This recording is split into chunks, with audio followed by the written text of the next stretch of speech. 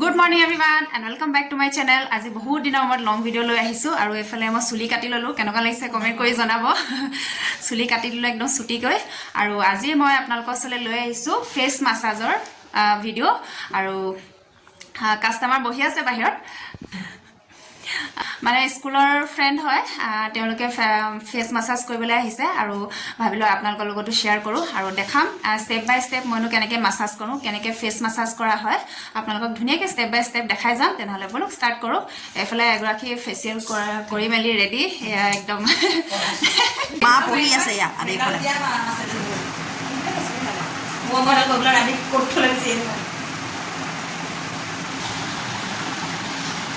এয়া এইফালে এইফালে ষ্টাডি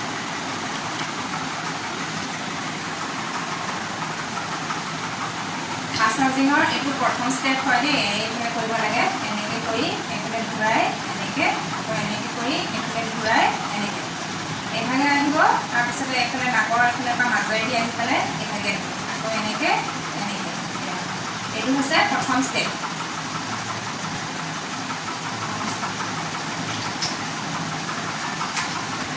মাছাজ কৰিবলৈ কাৰণে মই ইয়াত আয়ুৰ ক্লিনজিং মিল্কটো লৈছোঁ।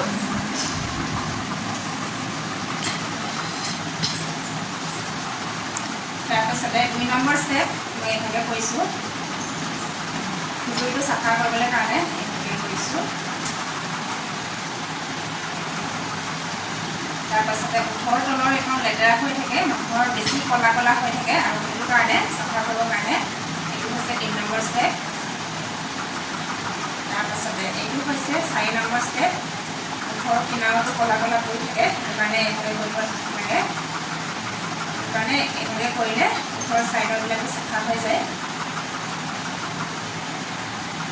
তাৰপাছতে নাকৰ কাৰণে এইভাগে কৰিব লাগে, 5 নম্বৰ ষ্টেপ। নাকৰ কিনাৰতো মানে বহুত ব্লেক হেডছ হোৱাইট হেডছ থাকে আৰু সেইখিনি চাফা হ'বৰ কাৰণে এইটো হৈছে 5 নম্বৰ ষ্টেপ। তাৰপাছতে এইটো হৈছে 6 নম্বৰ ষ্টেপ, নাকৰ তলৰ পৰ্চনটো। তাৰপাছতে গালখনৰ কাৰণে এইটো 7 নম্বৰ ষ্টেপ। মাছাজ কৰি থকাত নাম্বাৰবিলাক পাহৰি যাবও পাৰিছোঁ, মানে ক্ষমা কৰিব আৰু এইটো গালখনৰ কাৰণে। তাৰপাছতে 8 নম্বৰ ষ্টেপ চাগে, এয়া হৈছে কপালৰ কাৰণে।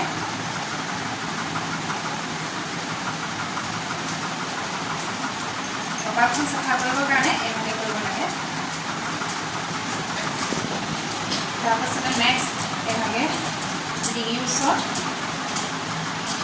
যাতে ডিঙিৰ ছালখন মানে টুকুৰা কৰি পেলাই তললৈ ওলমি নাযায় আৰু তাৰ কাৰণে এইভাগে কৰিব লাগে।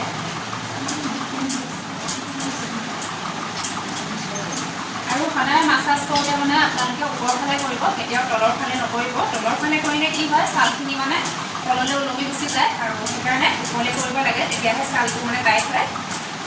মানে ওপৰলৈ কৰিব মাছাজ কৰোঁতে। তাৰপাছতে নেক্সট ষ্টেপ হৈছে এয়া কাণৰ লতিৰ তলত। তেওঁ ফুলি পিন্ধি আছে, সেইটো কাৰণে কৰিবলৈ অকণমান দিগদাৰ হৈছে। পৰাপক্ষত মানে ফুলিটো খুলি ল'ব লাগে, তেতিয়া কাণৰ লতিবোৰ চব কৰিলে ভাল হয়। তাৰপাছতে আকৌ এবাৰ গোটেই মুখখন মই এইভাগে কৰিছোঁ। গোটেইটা ষ্টেপছ কমপ্লিট হোৱাৰ পাছত আকৌ এবাৰ মই প্ৰথমৰ ষ্টেপটো কৰিছোঁ। তাৰপাছতে এইটো হৈছে ওঠৰ ওপৰত মাছাজ। এবাৰ এইভাগে, এবাৰ এইভাগে, এবাৰ ওঠৰ ওপৰত, এবাৰ ওঠৰ তলত।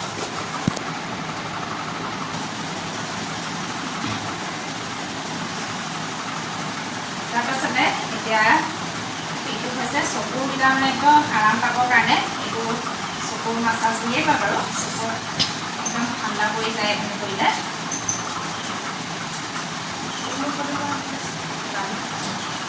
চকুৰ মাছাজটো একদম লাহে লাহে কৰিব লাগে দেই, আৰাম লাগি যায় এনেকৈ কৰিলে।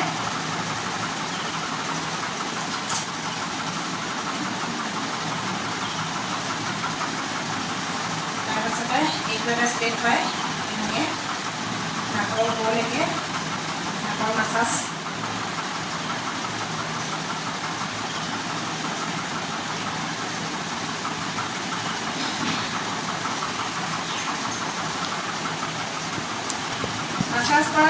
মানে বহুতখিনি থাকে এতিয়া নাম্বাৰবিলাক পাহৰি গৈছোঁ সেইকাৰণে নাম্বাৰবিলাক কৈ যোৱা নাই আৰু ষ্টেপছবিলাকে দেখাই গৈ আছোঁ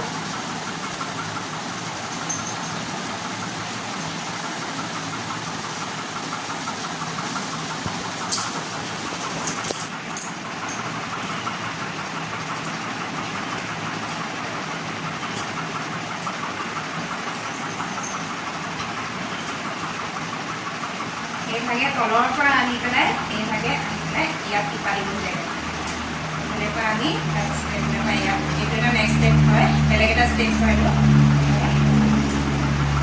একদম মানে দিমাগটো ঠাণ্ডা কৰিবলৈ কাৰণে এইভাগে দিব লাগে এয়া আনি টিপা দিব লাগে এইটোৰ পৰা আমি মাছাজ কৰোঁতে মুখখন চাফা হোৱাৰ লগে লগে মানে মানুহৰ মাইণ্ডটো অকণমান ফ্ৰেছ হয় মাইণ্ডটো ঠাণ্ডাও কৰে ফ্ৰেছো হয়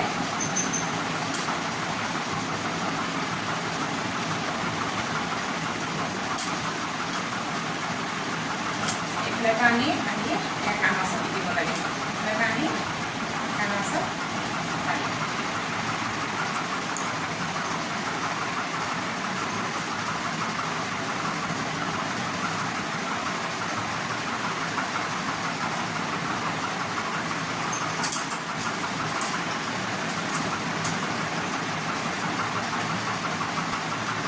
তাৰপাছতে এতিয়া আকৌ চকুৰ মাছাজ এটা আঙুলিয়ে কৰিছোঁ এণ্টি ক্লকৱাইজ ঘূৰাব লাগে এইভাগে 3 পাক ঘূৰালে আকৌ উল্টাকৈ আকৌ 3 পাক ঘূৰাব লাগে 3 পাক ঘূৰাই 4 পাক ঘূৰাই নিজৰ কথা আৰু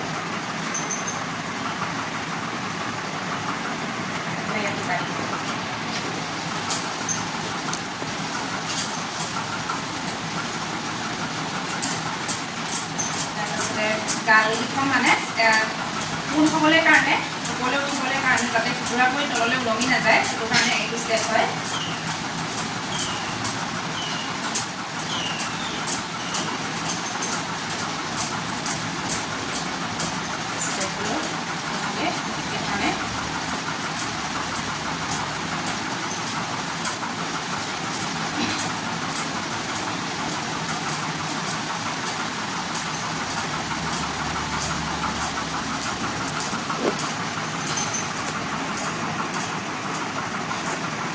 কৰিলে মানে গালকেইখন মানে বহুত টাইট হয় ছালটো টাইট হয় আৰু লগতে কুকুৰাও নপৰে তললৈ ওলমি নাযায়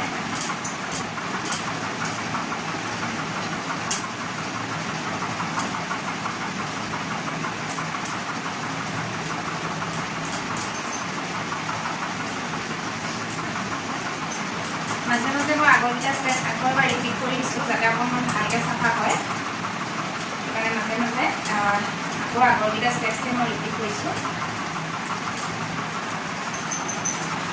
লাষ্ট এইটো হৈছে মাছাজিং মানে কপাল মাছাজ হয় মূৰৰ মাছাজ এইটো দিলে মানে বহুত মানে মূৰ বিষ চুৰ বিষবিলাকো নাইকিয়া হৈ যায় ঠিক আছে আৰু আৰাম লাগে বহুত মূৰটো আৰাম লাগে আৰু এনেও মানে মাইকী মানুহৰ বহুত টেনশ্যন থাকে মূৰৰ বিষ থাকে আৰু এইটো ষ্টেপ দিলে একদম পুৰা আৰাম লাগি যায়